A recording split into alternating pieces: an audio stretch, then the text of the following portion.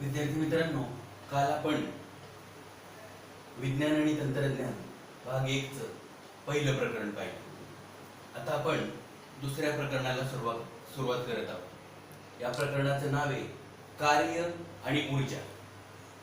विद्यार्थी मित्रांनो, तुम्ही पाहिलं असेल, खांद्यावर सामान घेऊन जाणारा माणूस, वहीत लिहिणारी मुलगी, चेंडू खेळणारा मुलगा, या सर्व घटनांमध्ये कार्य झालं आहे असं आपण म्हणतो.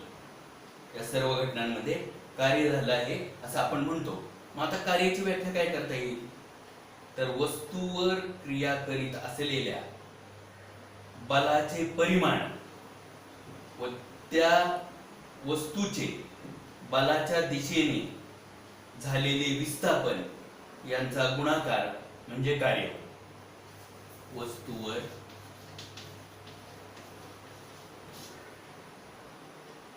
क्रिया करीत असलेल्या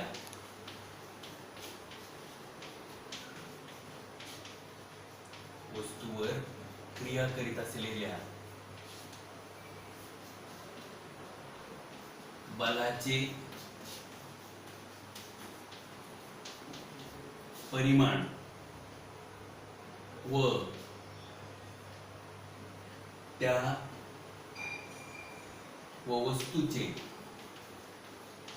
व वस्तूचे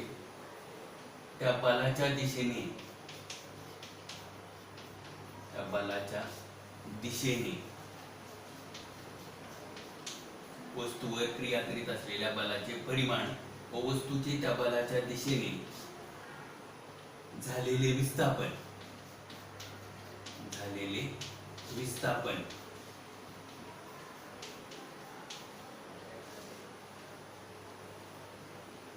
यांचा गुणाकार, किंवा असं म्हटलं तरी चालेल, दिशेने झालेले विस्थापन म्हणजे कार्य होय.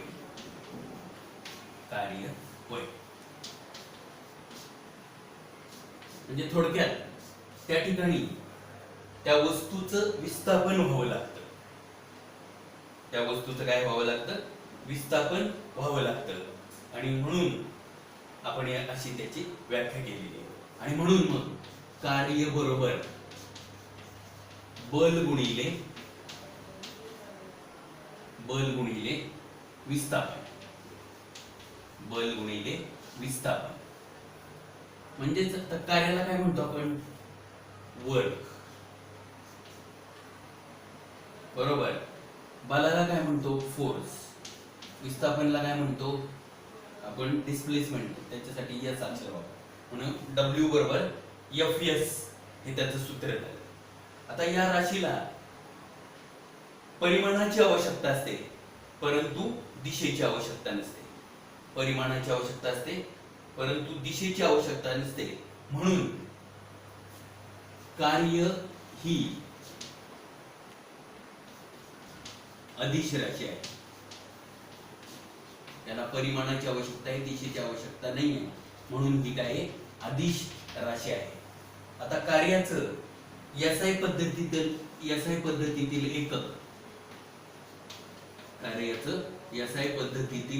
एकक जे आहे ते म्हणजे जूल, आणि सीजीएस पद्धतीतील एकक जे आहे ते म्हणजे अर्क. एसआय पद्धतीतील एकक जूल आणि सीजीएस पद्धतीतील एकक कोणते? अर्क असं आहे. आता एक जूल म्हणजे काय? तर एक जूल म्हणजे 1 न्यूटन गुणिले 1 मीटर. एक जूल म्हणजे काय? 1 न्यूटन गुणिले 1 मीटर. आता 1 न्यूटन म्हणजे काय? तर 10⁵ डाईन. 10⁵ डाईन होता. आणि गुणिले 1 मीटर म्हणजे काय? तर 10⁻² म्हणजे 100. 10⁻² म्हणजे काय? 100 सेंटीमीटर. म्हणजे काय होणार आहे बघा, याचा पाया 10 आहे, याचा पाया 10 आहे, आणि इथे गुणाकार आहे, म्हणून पायासारखा आहे म्हणून एकदाच घ्यायचा आणि गुणाकारी म्हणून घातांकाची काय करायची, बेरीज करायची. पायासारखा आहे तो एकदाच घ्यायचा, गुणाकारी म्हणून घातांकाची काय करायची, बेरीज करायची. 5 आणि 2 7. 10चा 7वा घात 10 सेंटीमीटर. आता 10 सेंटीमीटर म्हणजेच काय, तर अर्घ होतं. 10 सेंटीमीटर म्हणजेच काय, अर्घ होतं. म्हणजे 10चा 7वा घात काय झाला, अर्घ. म्हणजे 1 जूल म्हणजे 10चा 7वा घात काय होणार, अर्घ. 1 जूल म्हणजे काय होणार, 10चा 7वा घात अर्घ. हे अशा पद्धतीने काय. बघा विद्यार्थी मित्रांनो, वस्तूवर क्रिया करीत असलेल्या बलाचे परिमाण आणि वस्तूचे त्या दिशेने झालेले विस्थापन म्हणजे कार्य असतं. म्हणून कार्याचं सूत्र काय, कार्य बरोबर बल गुणिले विस्थापन म्हणजे W बरोबर Fs. कार्यासाठी परिमाणाची आवश्यकता आहे, दिशेची गरज नाही, म्हणून ही अदिश राशी. आता SI पद्धतीमध्ये कार्याचे एकक जूल आणि CGS पद्धतीमध्ये कार्याचे एकक काय, अर्घ आहे. मग आता 1 जूल म्हणजे 1 न्यूटन गुणिले 1 मीटर होतं. आता 1 न्यूटन म्हणजे काय, तर 10चा 5वा घात टाइम. आणि 1 मीटर म्हणजे काय, 100 सेंटीमीटर म्हणजे 10चा 2रा घात सेंटीमीटर. आता या दोघांचा पायासारखा आहे म्हणून एकदाच लिहिला आणि गुणाकारी म्हणून घातांकाची बेरीज दिली. 5 आणि 2 7 म्हणून 10चा 7वा घात 10 सेंटीमीटर. 10 सेंटीमीटर म्हणजे काय, अर्घ. म्हणून 1 जूल म्हणजे 10चा 7वा घात अर्घ असं होतं. आता आपण पुढे वळू.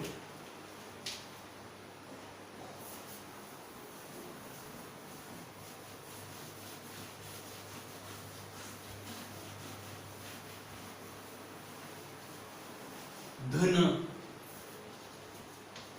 ऋण व शून्य कार्य. धन, ऋण व शून्य कार्य. आता बल आणि विस्थापन यांच्या दिशा एकच असल्यास बलाने केलेले कार्य धन असतं. बल व विस्थापन यांच्या दिशा एकच असल्यास, बल व विस्थापन यांच्या दिशा एकच असल्यास केलेले कार्य धन असते. आता याचं उदाहरण द्यायचं म्हटलं तर बंद पडलेल्या गाडीला धक्का देणे. बंद पडलेल्या गाडीला धक्का देणे म्हणजे आपण काय करतो, त्या गाडीला धक्का देतो आणि त्याच दिशेने त्या गाडीचं काय होतं, विस्थापन होतं. ज्या दिशेने आपण धक्का देतो त्याच दिशेला त्या गाडीचं काय होतं, विस्थापन होतं. म्हणून ते कार्य जे आहे त्याला काय म्हणायचं, धन कार्य. दुसरं बल व विस्थापन. बल व विस्थापन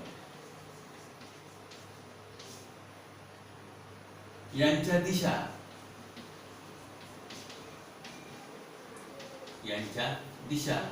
परस्पर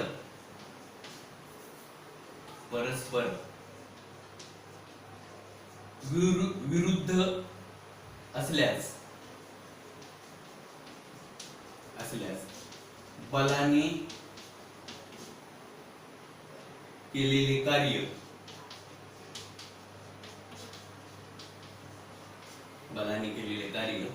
ऋण असते. बलाने केलेले कार्य ऋण असते. म्हणजे बल आणि विस्थापन यांच्या दिशा विरुद्ध जर असतील तर केलेलं कार्य कसं असतं, ऋण असतं. आता उदाहरणार्थ जिना चढणे व उतरणे दिशा विरुद्ध असतात की ना. आपण वर चढतो परत खाली येतो म्हणजे एक दिशा काय विरुद्ध आहे, त्यावेळी झालेलं कार्य कसं असतं, ऋण असतं. आणि तिसरं बल व विस्थापन. बल व विस्थापन यांच्या दिशा एकमेकांना लंब असल्यास, बल व विस्थापन यांच्या दिशा एकमेकांना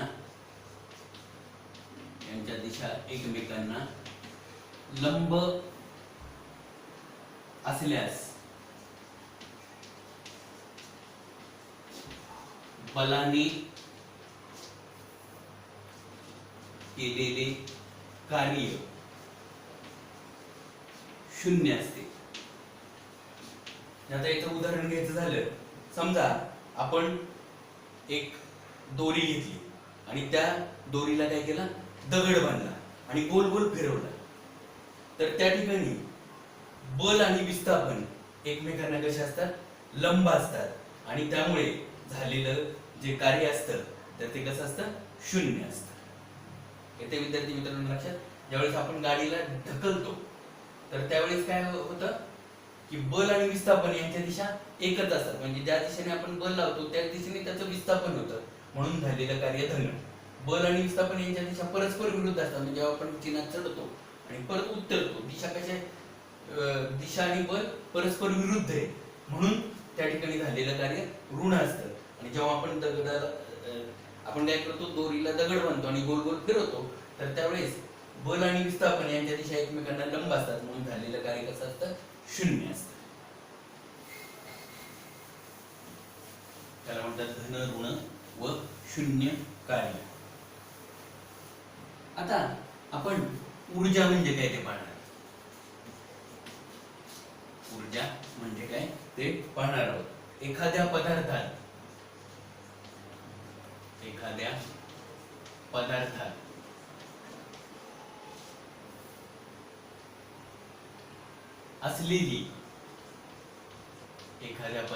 असलेली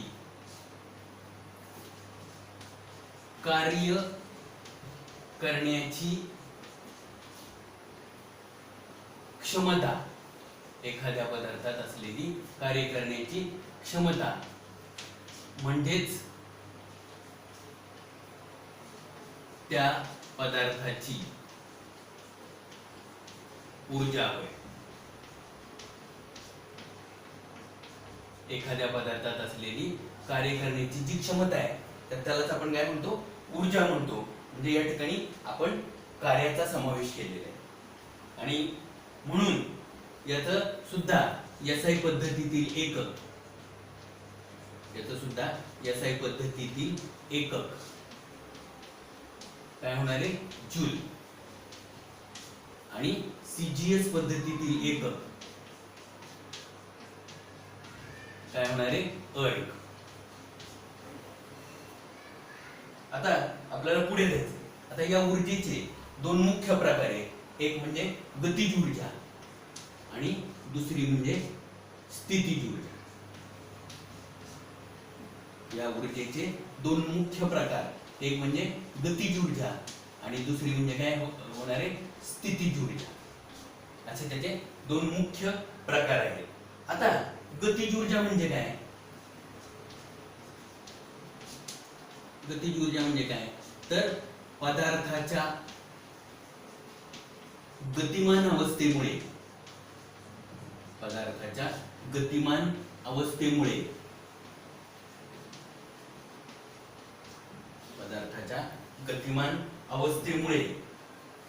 पदार्थास प्राप्त झालेल्या पदार्थाच्या गतिमान अवस्थेमुळे पदार्थास प्राप्त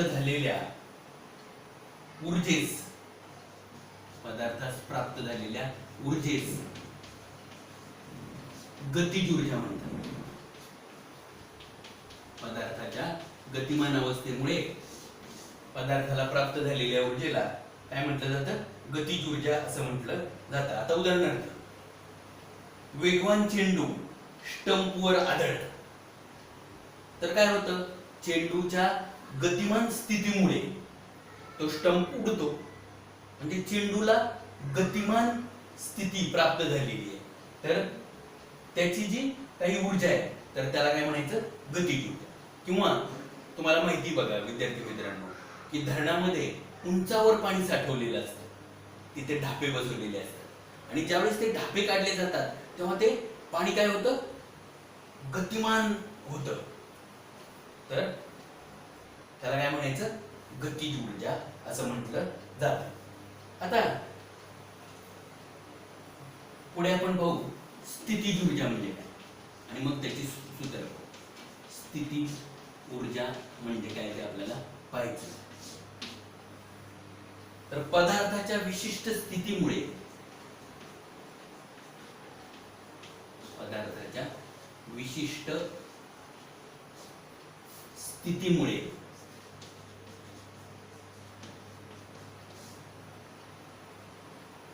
किंवा स्थानामुळे पदार्थाच्या विशिष्ट स्थितीमुळे किंवा स्थानामुळे त्यात जी ऊर्जा सामावलेली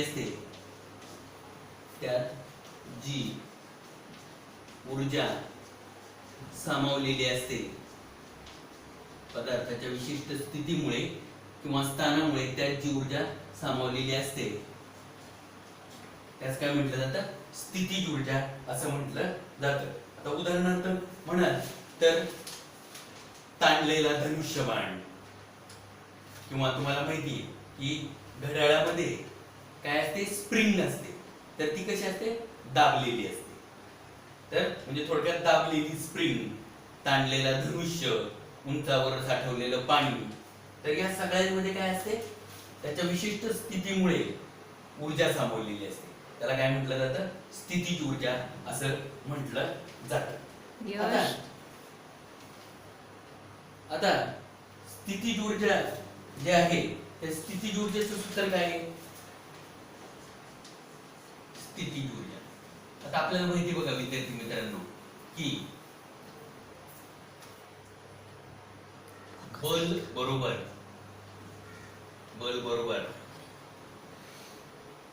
वस्तुमान गुणिले त्वरण. बल बरोबर वस्तुमान गुणिले त्वरण हे आपल्याला माहिती. म्हणजे थोडक्यात F बरोबर m गुणिले a. आता बल आणि कार्य हे कसं असतं? समान असतं. बल आणि कार्य हे कसं असतं? समान असतं. आणि म्हणून या F च्या ऐवजी आपण काय घेणार आहे? W बरोबर वस्तुमान म्हणजे m गुणिले त्वरण म्हणजे काय होतं? त्वरण म्हणजेच या ठिकाणी गुरुत्वीय त्वरण म्हणजे GH होणार आहे. GH म्हणजे या ठिकाणी गुरुत्वीय त्वरण आणि काय घेतले जाणार आहे? उंची घेतली जाणार. म्हणजे म्हणून W बरोबर mgh. किंवा मग आणखीन काय म्हणता येईल आपल्याला? स्थितीज ऊर्जा म्हणजे काय? Potential energy. स्थितीज ऊर्जा म्हणजे काय? पोटेन्शियल एनर्जी बरोबर mgh. म्हणजे थोडक्यात स्थितीज ऊर्जा बरोबर वस्तुमान गुणिले गुरुत्वीय त्वरण गुणिले उंची. स्थितीज ऊर्जा बरोबर वस्तुमान गुणिले गुरुत्वीय त्वरण गुणिले उंची असं आपल्याला म्हणता येईल. हे स्थितीज ऊर्जेचं सूत्र आहे. आणि गतीज ऊर्जा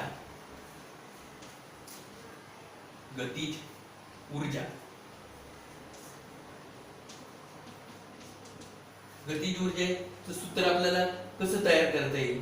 तर त्या ठिकाणी न्यूटन गतीज ऊर्जा बरोबर बल गुणिले विस्थापन. मी विद्यार्थी मित्रांनो इकडे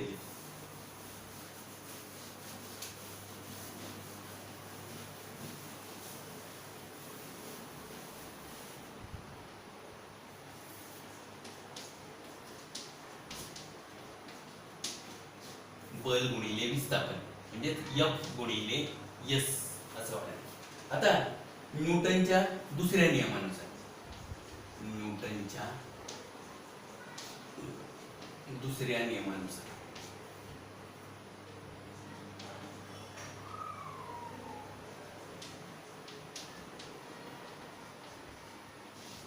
तर न्यूटनचा दुसऱ्या नियमामध्ये काय म्हटलंय? S बरोबर ut अधिक 1/2 at वर्ग. S बरोबर ut अधिक 1/2 at वर्ग. आता या ठिकाणी u म्हणजे सुरुवातीचा वेग. तर तो सुरुवातीचा वेग काय असणार आहे? 0.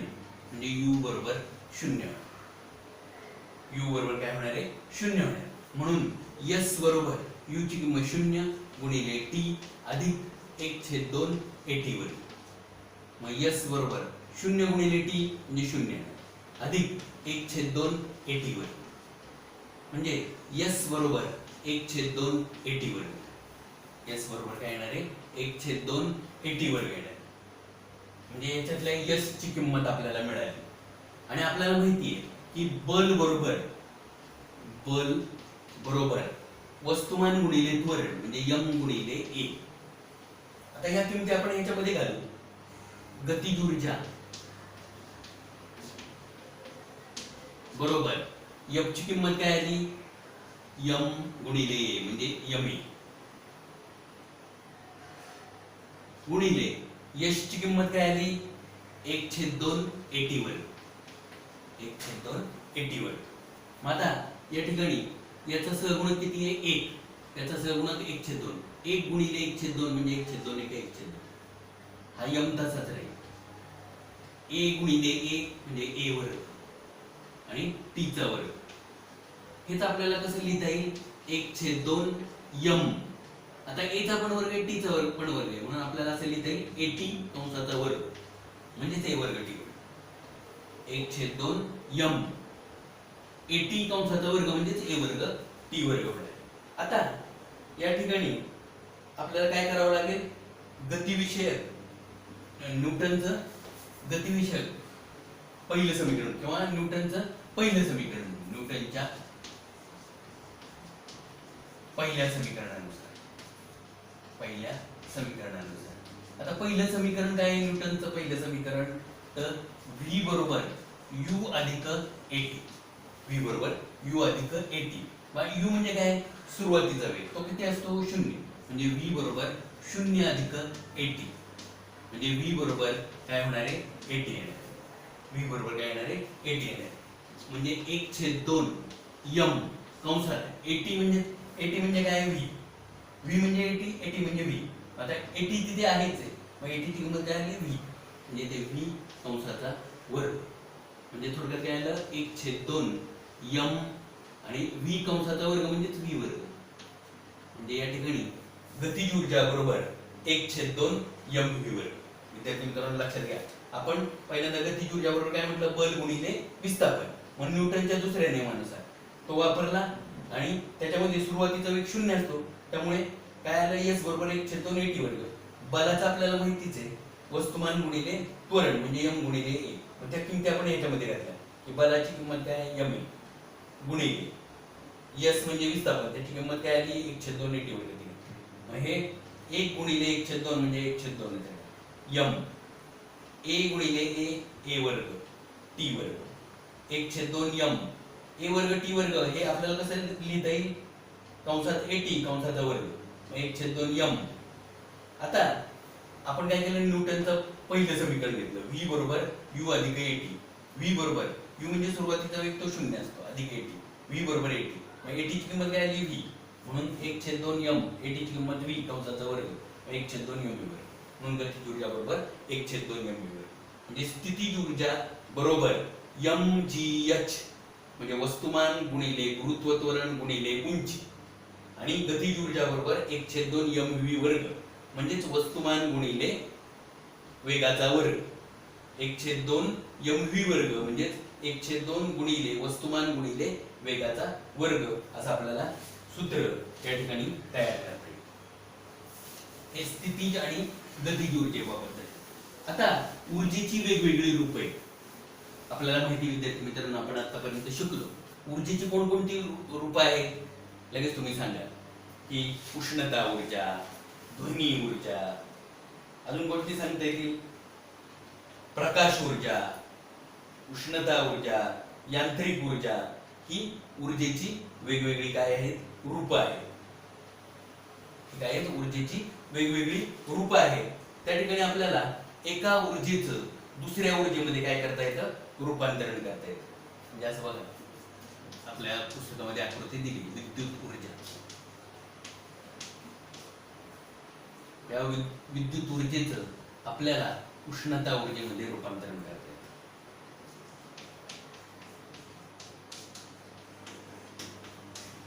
उष्णता ऊर्जेचं सुद्धा विद्युत ऊर्जेमध्ये रूपांतरण करता येतं. विद्युत ऊर्जेचं आपल्याला ध्वनी ऊर्जेमध्ये रूपांतरण करता येतं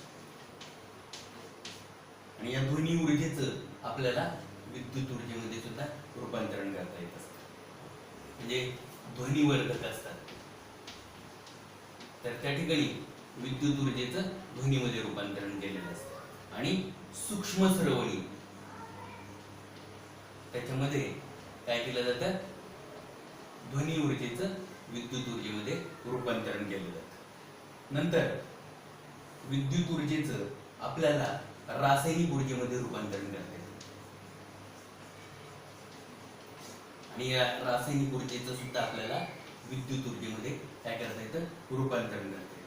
तिथे दुय्यम घट उदाहरण होईल विद्युत ऊर्जेचं रासायनिक ऊर्जे. आणि रासायनिक ऊर्जेचं विद्युत ऊर्जे तिथे प्राथमिक घट आपल्याला घेता येईल. आता या विद्युत ऊर्जेचं आपल्याला प्रकाश ऊर्जेमध्ये रूपांतरण करता येतं. म्हणजे आपली ट्यूबलाईट, नंतर बल्ब याच्यामध्ये समावेश होईल. आणि या प्रकाश ऊर्जेचं आपल्याला विद्युत ऊर्जेमध्ये रूपांतरण करता येतं. त्याच्यामध्ये कोण येईल, सौर घट. या सौर घटाच्या सहाय्याने आपण विद्युत ऊर्जा मिळवत असतो. त्याचबरोबर विद्युत ऊर्जेचं आपल्याला यांत्रिक ऊर्जेत रूपांतरण करता येतं. आणि यांत्रिक ऊर्जेचं आपल्याला काय करता येतं, विद्युत ऊर्जेत रूपांतरण करता येतं. म्हणजे ही काय झाली, ऊर्जेची वेगवेगळी रूप. आणि एका ऊर्जेचं आपल्याला काय करता येतं, दुसऱ्या ऊर्जेमध्ये रूपांतरण करता येत असतं. एका ऊर्जेचं दुसऱ्या ऊर्जेमध्ये रूपांतरण करता येतं. म्हणून ऊर्जेची विविध रूपे आहेत. मग कोणती ऊर्जेची विविध रूपे, उष्णता, प्रकाश, विद्युत ऊर्जा, सौर ऊर्जा, रासायनिक ऊर्जा, अणु ऊर्जा, यांत्रिक ऊर्जा, ही ऊर्जेची वेगवेगळी रूप आहेत. आता बघा विद्यार्थी मित्रांनो, आणि एका ऊर्जेचं आपल्याला दुसऱ्या ऊर्जेत रूपांतरण करता येतं. आणि म्हणून याच्यामुळे ऊर्जा अक्षयतेचा नियम तयार होतो. याच्यावर ऊर्जा अक्षयतेचा नियम. आता आपल्याला ऊर्जा निर्माण करता येत नाही. ऊर्जा निर्माण करता येत नाही आणि नष्टही करता येत नाही. आणि नष्टही करता येत नाही.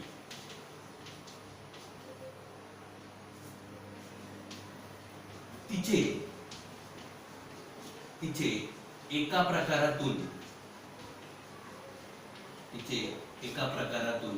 दुसऱ्या प्रकारात रूपांतर करता येते. कसं ते मी तुम्हाला सांगितलं. तिचे एका प्रकारातून दुसऱ्या प्रकारात रूपांतर करता येते. तथापि विश्वातील एकूण ऊर्जा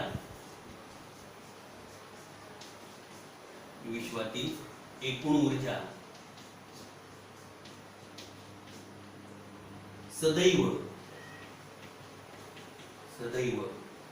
अक्षय राहते.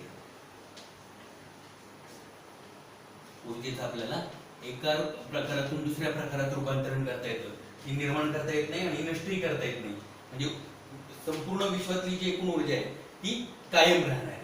त्याला काय म्हणायचं, ऊर्जा अक्षयतेचा नियम. त्याला काय म्हणतात, ऊर्जा अक्षयतेचा नियम असं म्हटलं जातं. आता आपल्याला पुढे जायचंय. मुक्त पतन म्हणजे काय ते पाहायचं. मुक्त पतन म्हणजे काय ते आपल्याला या ठिकाणी पाहायचं.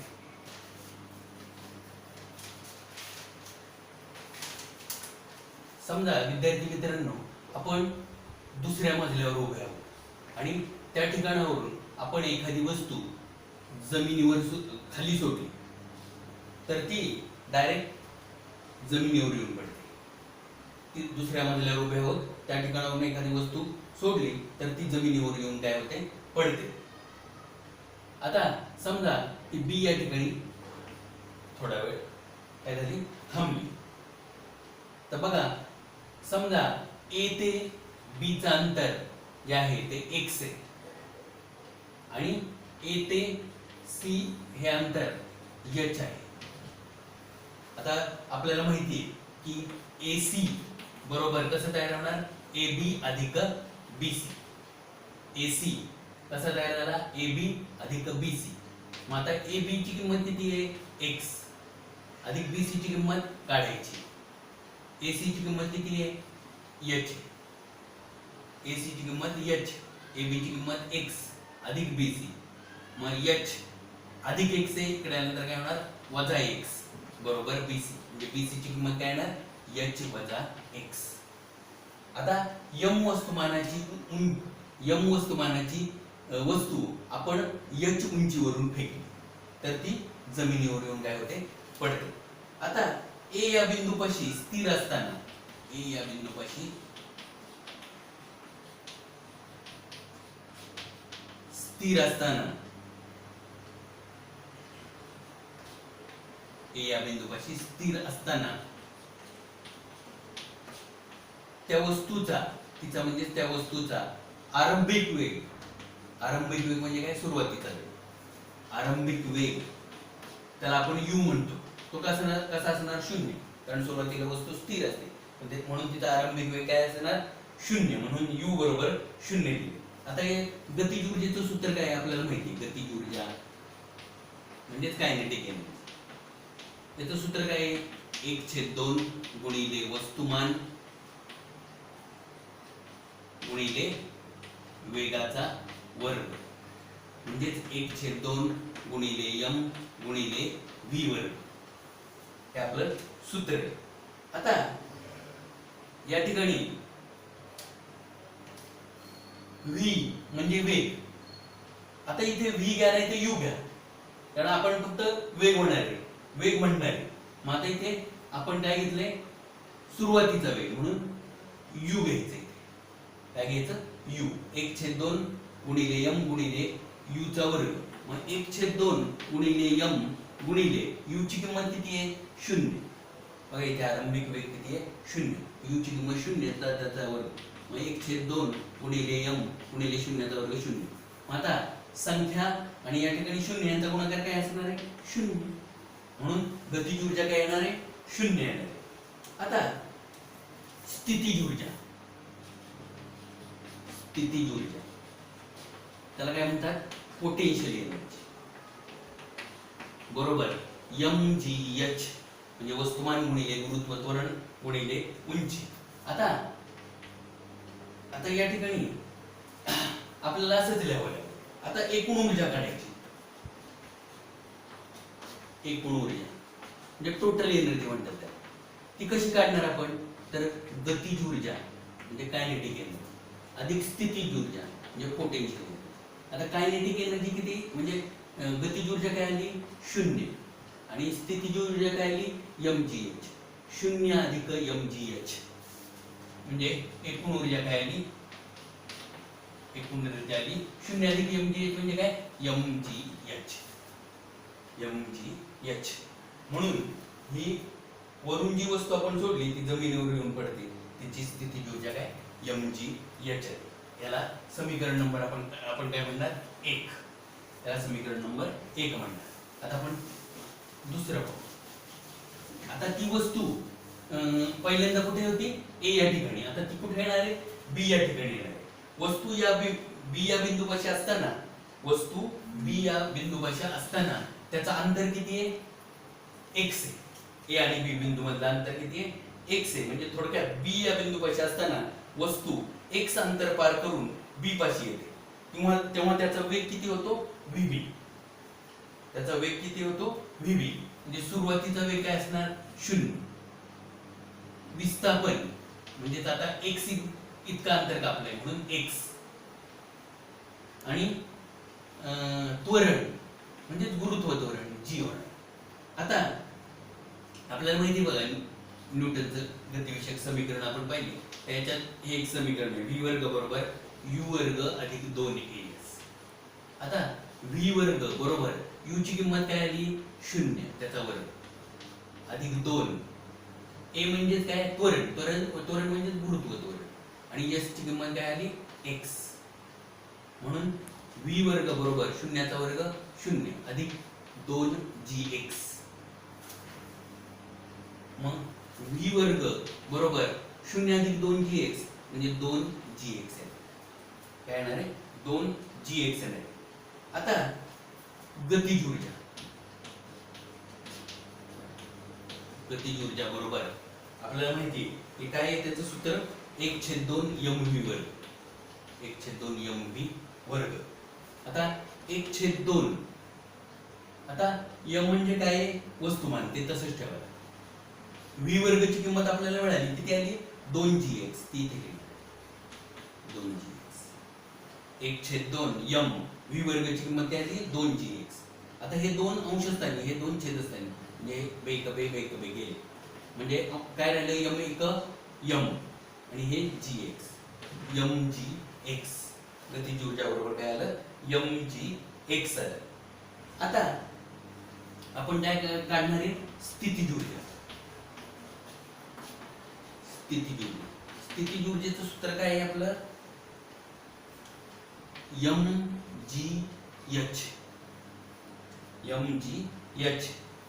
आता mg कंसात h म्हणजे उंची, तर ती किती आहे आपली? h वजा x, h वजा x.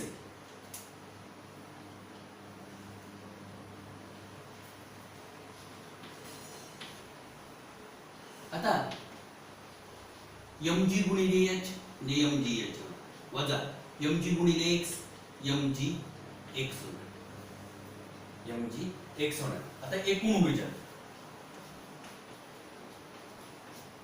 एकूण ऊर्जा कशी काढणार आपण? तर गतिज ऊर्जा अधिक स्थितिज ऊर्जा, म्हणजे थोडक्यात आता kinetic energy plus potential energy. आता गतिज ऊर्जा किती आली? ते आले बघा mgx अधिक स्थितिज ऊर्जा किती आली? mgh वजा mgx. बघा अधिक mgx वजा mgx हे गेले, म्हणजे काय आलं? एकूण ऊर्जा बरोबर mgh. हे समीकरण नंबर 2. म्हणजे इथे एकूण ऊर्जा बरोबर काय आलं? mgh. हे समीकरण नंबर 2. हे कधी? बी बिंदूपाशी असताना.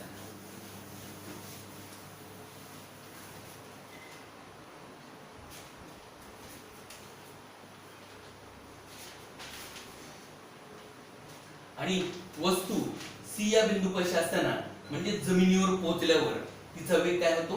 vc होतो. तिचा वेग काय होतो? vc होतो. आणि म्हणून मग त्या ठिकाणी आरंभीचा वेग 0. विस्थापन काय येणार आहे या ठिकाणी? विस्थापन a पासून c पर्यंत म्हणजे h येणार, h येणार. आणि a म्हणजे त्वरण, त्वरण म्हणजे त्या ठिकाणी गुरुत्वीय त्वरण म्हणून g येणार. आता आपलं समीकरण कोणतं घेणार आहे आपण? v वर्ग बरोबर u वर्ग अधिक 2as. आता v वर्ग बरोबर u ची किंमत किती आली? 0, त्याचा वर्ग अधिक 2 a च्या ऐवजी काय येणार आता? g, h च्या ऐवजी काय येणार? h. म्हणजे v वर्ग बरोबर 0 चा वर्ग 0 अधिक 2gh, 2gh. म्हणून v वर्ग बरोबर 2gh. बरोबर. आता आपल्याला काय काढायचंय? गतिज ऊर्जा. गतिज ऊर्जा बरोबर 1/2 mv वर्ग. आता 1/2 m तसंच राहील. v वर्गाची किंमत काय आली? 2gh, 2gh ही v वर्गाची किंमत आहे. आता अंशस्थानी 2 आहे, छेदस्थानी 2 हे गेले बेक m एक m आणि gh एक gh, mgh. गतिज ऊर्जा बरोबर काय आलं? mgh आलं. आता सी बिंदूपाशी वस्तूची जमिनीपासूनची उंची जी असणार आहे ती किती असणार? h बरोबर 0. h बरोबर काय असणार? 0. म्हणून इथे स्थितिज ऊर्जा, स्थितिज ऊर्जा बरोबर आपलं सूत्र काय आहे? mgh. आता उंची 0 म्हणजे h ची किंमत काय होणार आहे? 0 येणार. h ची किंमत काय होणार आहे? 0 येणार आहे. म्हणजे mg गुणिले 0 म्हणजे काय येणार? 0. आता एकूण ऊर्जा, एकूण ऊर्जा कशी काढतो आपण? तर गतिज ऊर्जा अधिक स्थितिज ऊर्जा. एकूण ऊर्जा कशी काढतो? गतिज ऊर्जा अधिक स्थितीज ऊर्जा. आता गतीज ऊर्जा किती आली? mgh. स्थितीज ऊर्जा काय आली? 0. म्हणून इथे mgh अधिक 0 म्हणजे mgh. म्हणजे इथे एकूण ऊर्जा बरोबर mgh. हे समीकरण नंबर 3. बघा तिन्ही वेळेस ए बिंदूपाशी असताना सुद्धा एकूण ऊर्जा mgh आली, बी बिंदूपाशी असताना सुद्धा mgh आली आणि सी बिंदूपाशी असताना सुद्धा mgh अशी आलेली आहे. म्हणजेच थोडक्यात समीकरण 1, 2 व 3 वरून ए, बी व सी या बिंदूपाशी एकूण ऊर्जा कशी आहे? स्थिर आहे असं आपल्याला काय करता येतं या ठिकाणी म्हणता येतं. आणि यालाच आपण काय म्हणतो? मुक्त पतन. म्हणजे याच्यावरून मुक्त पतनाची आपल्याला काय व्याख्या करता येईल? तर मुक्त पतनाची आपल्याला अशी व्याख्या करता येईल की m या वस्तुमानाची एक वस्तू जी या जवळजवळ स्थिर गुरुत्व त्वरणाने खाली पडत आहे, तिच्यावर क्रिया करणारे हवेचे घर्षण बल तसेच हवेमुळे असलेले प्लावक बल नगण्य मानल्यास त्या वस्तूची गतीज ऊर्जा, सुरुवातीची स्थितीज ऊर्जा आणि एकूण ऊर्जा समान असते. म्हणजे व्याख्या काय होईल? एखादी वस्तू उंचीवर नेऊन सोडल्यास त्या वस्तूवर असलेल्या गुरुत्व बलामुळे ती पृथ्वीकडे काय होते? खेचली जाते. उंचावरून सोडलेली वस्तू फक्त गुरुत्वाकर्षण बलाने खाली येण्याच्या क्रियेस मुक्त पतन असं म्हटलं जातं. विद्यार्थी मित्रांनो नीट लक्षात घ्या, मी तुम्हाला व्यवस्थित प्रकारे समजून सांगितलेले. मुक्त पतन एखादी वस्तू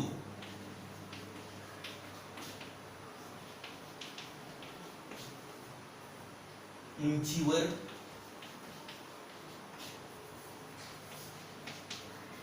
नेऊन सोडल्यास, एखादी वस्तू उंचीवर नेऊन सोडल्यास त्या वस्तूवर असलेल्या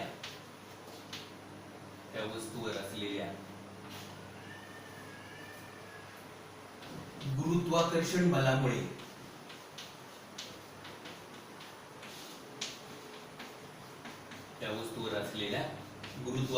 बलामुळे ती पृथ्वीकडे खेचली जाते.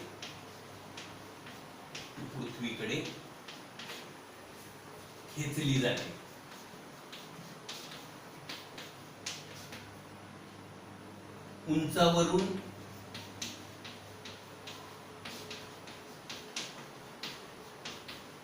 सोडलेली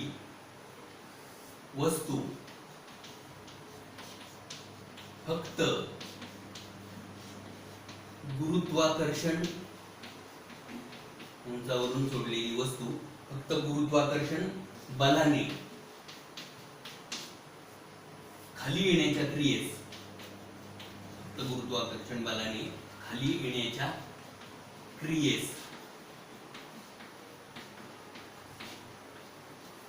मुक्त पतन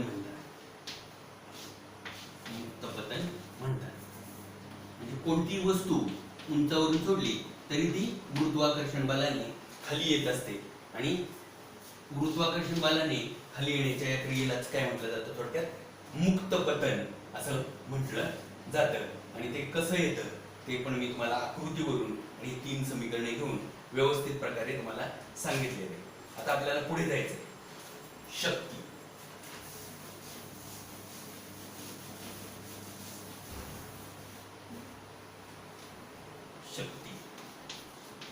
तर शक्ती म्हणजे काय? तर कार्य करण्याच्या दरास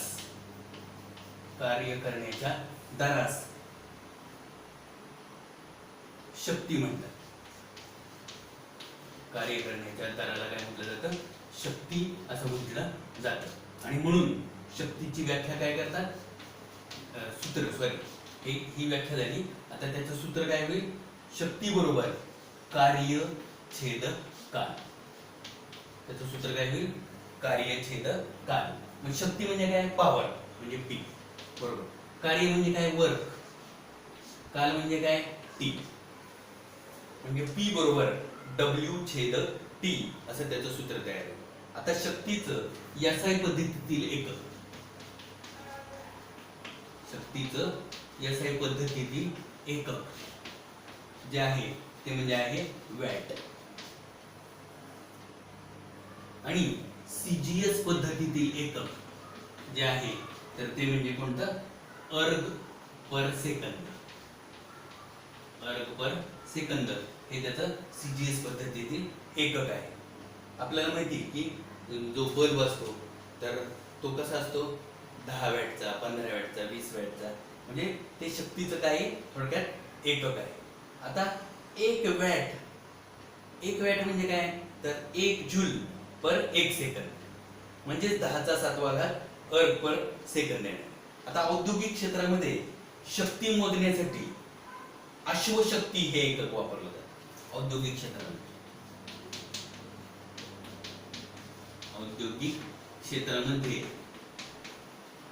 शक्ती मोजण्यासाठी कुठलं एकक वापरलं जातं? अश्वशक्ती. त्याला आपण हॉर्स पॉवर म्हणतो. 1 हॉर्स पॉवरची मोटर रे, अर्धा हॉर्स पॉवरची मोटर रे असं आपण म्हणत असतो. म्हणजे औद्योगिक क्षेत्रामध्ये शक्ती मोजण्यासाठी अश्वशक्ती हे काय केलं जातं? एकक वापरलं जातं. मग आता एक अश्वशक्ती म्हणजे 1 हॉर्स पॉवर म्हणजे 746 काय होतं? वॅट. 1 हॉर्स पॉवर म्हणजे 1 अश्वशक्ती बरोबर 746 वॅट. आता घरगुती वापरासाठी वापरली जाणारी जी वीज आहे तर ती किलोवॅट आवर या एककात मोजली जाते. घरगुती वापरासाठी वापरली जाणारी जी वीज आहे तर ती किलोवॅट आवर म्हणजे ते असे लिहितात किलोवॅट आवर. तर या एककात काय केली जाते? मोजली जाते. मग 1 किलोवॅट आवर म्हणजेच 1 युनिट. आपल्याला जे बिल येतं ते युनिट मध्ये येतं. मग 1 किलोवॅट आवर म्हणजेच काय होतं? 1 युनिट होत असतं.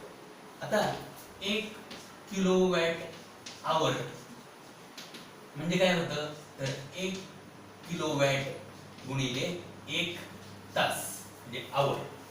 1 किलोवॅट गुणिले 1 आवर म्हणजे 1 तास. आता 1 किलोवॅट म्हणजे काय? तर 1000 वॅट. 1 किलोवॅट म्हणजे काय? 1000 वॅट गुणिले 1 तास म्हणजे काय? 1 आवर म्हणजे 1 तास. 1 तास म्हणजे काय? 3600 सेकंद. बघा विद्यार्थी मित्रांनो, 1 किलोवॅट म्हणजे काय? 1000 वॅट आणि 1 तास म्हणजे काय? 3600 सेकंद. आता 36 एक 36, किती शून्य येते? 3 आणि 1 2, 5 शून्य. 36 काय झाले? थोडक्यात लाख. आता वॅट सेकंद म्हणजे काय होतं? जूल. काय होतं? जूल होतं. आता याचं आपण रूपांतरण केलं तर काय होईल? 3.6 गुणिले 10⁻⁷. 3.6 गुणिले 10⁻⁷ काय होणार आहे? जूल. असं त्याचं परिमाण असतं. घरगुती वापरासाठी वापरली जाणारी वीज आहे तर ती या किलोवॅट आवर मध्ये काय केली जाते? घेतली जाते. मग 1 किलोवॅट आवर म्हणजे काय होतं? 1 युनिट होत असतं. हे लक्षात ठेवणं गरजेचं आहे. आता आपल्याला पुढे जायचं.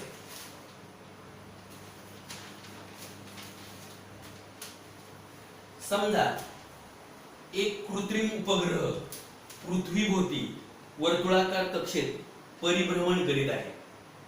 बघा जे उपग्रह सोडलेले असतात तर ते पृथ्वीभोवती वर्तुळाकार कक्षेमध्ये परिभ्रमण करत असतात. आता उपग्रहावर असलेले गुरुत्वीय बल आणि उपग्रहाचे विस्थापन हे एकमेकांना लंब दिशेमध्ये असतं आणि त्यामुळे गुरुत्वीय बलाने केलेलं कार्य कसं असतं? 0 असतं. आता कार्यासाठी काही संस्था काम करत आहेत. राष्ट्रीय भौतिक प्रयोगशाळा दिल्ली या संस्थेची संकल्पना 1943 मध्ये मांडण्यात आली. मापनाची राष्ट्रीय मानके प्रस्थापित करणे हे या राष्ट्रीय भौतिक प्रयोगशाळेचं काय आहे? उद्देश आहे. राष्ट्रीय मानके, मापनाची राष्ट्रीय मानके प्रस्थापित करणे. मापनाची राष्ट्रीय मानके प्रस्थापित करणे हा या संस्थेचा प्रमुख उद्देश आहे. जेम्स वॅट या शास्त्रज्ञांनी वाफेच्या इंजिनाचा काय लावला, शोध लावला आणि म्हणून त्याच्या सन्मानार्थ काय करण्यात आलं, शक्ती या एककाला, शक्ती ही जी राशी आहे तर त्याचं युनिट जे आहे तर त्याचं नाव काय देण्यात आलं, वॅट. त्या शास्त्रज्ञाच्या सन्मानार्थ त्या एककाला काय करण्यात आलं, वॅट हे नाव देण्यात आलं. विद्यार्थी मित्रांनो, मी तुम्हाला कार्य आणि ऊर्जा हे प्रकरण आज शिकवलं. त्याच्यामध्ये कार्य म्हणजे काय, ऊर्जा म्हणजे काय, धन ऋण आणि शून्य कार्य म्हणजे काय, तसेच त्या ठिकाणी मुक्त पतन म्हणजे काय, शक्ती म्हणजे काय, ऊर्जा अक्षयतेचा नियम, हे सगळं मी तुम्हाला अगदी व्यवस्थित रीतीने समजावून सांगितलेले. विद्यार्थी मित्रांनो, पुन्हा एकदा तुम्ही व्हिडिओ पहा आणि तुम्हाला हे प्रकरण अगदी व्यवस्थित रीतीने समजेल.